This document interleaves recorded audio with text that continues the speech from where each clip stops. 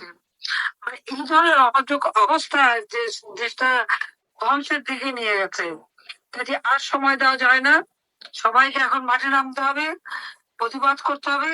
আর এই জাতির পিতা প্রত্যাবর্তন দিবস হিসেবে সাধারণ মানুষের কাছে দাঁড়াতে হবে, যার যতটুকু সামর্থ্য আছে সেভাবে গরিব মানুষকে সাহায্য করেন।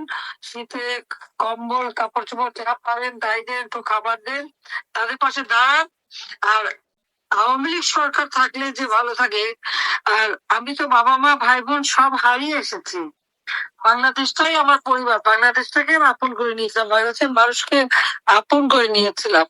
তা আমি ক্ষমতায় থাকতে তারা কেমন ছিলেন আর এখন কেমন আছে, এটা তাদের কাছ থেকেই জানার চেষ্টা করেন যে তারা কাকে চায়। এটাই এখন সব থেকে বেশি দরকার। এইভাবে বাংলাদেশের মানুষ গাছ বেয়ে খাবার খাবে, কুকুরের সাথে একসাথে খাবে। আমি তো এই বাংলাদেশ রেখে আসি নাই, আমি তো বাংলাদেশের প্রত্যেক মানুষের খাবার ডিসিশন দিয়েছি। কাজে ইউনূস আজকে দেশটাকে ধ্বংস করে শেষ করে দেবে। আর তার সাথে আছে তাদের সমন্বয়করা, আর আছে সেক্রেটারি, এটা আগুন, জেলখানায় কোর্টে আগুন, কোনো জায়গায় বাদ নেই। এরা মানে আগুনের মহোৎসবে নেমেছে, আর বাংলাদেশ থেকে চারিপুরে ছারখার করে দিচ্ছে। কাজে যত তাড়াতাড়ি একে সরানো যায় তত দেশের মঙ্গল। কাজে আমি তৃণমূল নেতা কমিটিতে বলবো, একেবারে গ্রামে গ্রামে যে মানুষের পাশে দাঁড়িয়ে মানুষকে সাথে নিয়ে সব জায়গায় প্রতিবাদ করতে হবে। আর সারা বাংলাদেশে জয় বাংলা লিখে ভরে দিতে হবে। কারণ আমাদের জাতীয় সংবিধান, স্বাধীনতার ঘোষণা, বঙ্গবন্ধুর নাম মুছে ফেলা, ৩২ নম্বরে আগুন দেওয়া, মুক্তিযোদ্ধাদের অপমান করা, তাদের গলায় জুতার মালা দেওয়া, এটা সহ্য করা যায় না। এদের গলায় জুতার মালা দিয়ে দরকার হলে এদের শাস্তি দিতে হবে, প্রত্যেকের বিচার করতে হবে।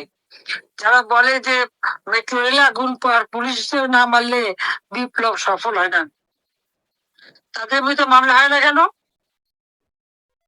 ওই সামান্য একটা বলে ছাত্র তো বেশি ছিল না, আমরা ফলস আইডি কার্ড দিয়ে তাদের ছাত্র বানিয়েছি।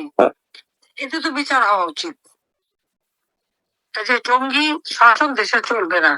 আপনারা সবাই আজকের দিনে প্রতিজ্ঞা করেন, এই জানুয়ারি মাস জাতির পিতা আমাদের মাঝে ফিরে এসেছিলেন, আর এর মধ্যেই যেন আমরা এই ইউনূসকে বিদায় দিয়ে বাংলাদেশকে মুক্ত করতে পারি, বাংলাদেশের মানুষের জন্য আবার তাদের জীবনে শান্তি ফিরিয়ে আনতে পারি।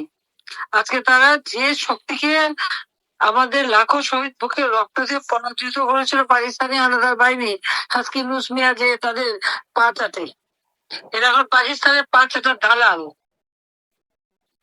পরাজিত শক্তির দাবিদারি করে বেড়াচ্ছে। আর দেশের মানুষকে না খাওয়ায় মানে। কাজে এর হাত থেকে দেশকে রক্ষা করার জন্য যা যা করণীয় আপনারা করবেন, এটাই আমার আহ্বান, এটাই আমার নির্দেশ। সবাই ভালো থাকেন, সুস্থ থাকেন। জয় বাংলা, জয় বঙ্গবন্ধু, বাংলাদেশ চিরজীবী হোক। আপা আপনি আমাদের আপা খুদা হাফেজ আপা, আপনি আমাদের 5 মিনিট সময় দিবেন আপা, 5 মিনিট আপা, 5 মিনিট আপা, 5 মিনিট আপা, 5 মিনিট আপা। আছেন? আপা চলে গেছেন।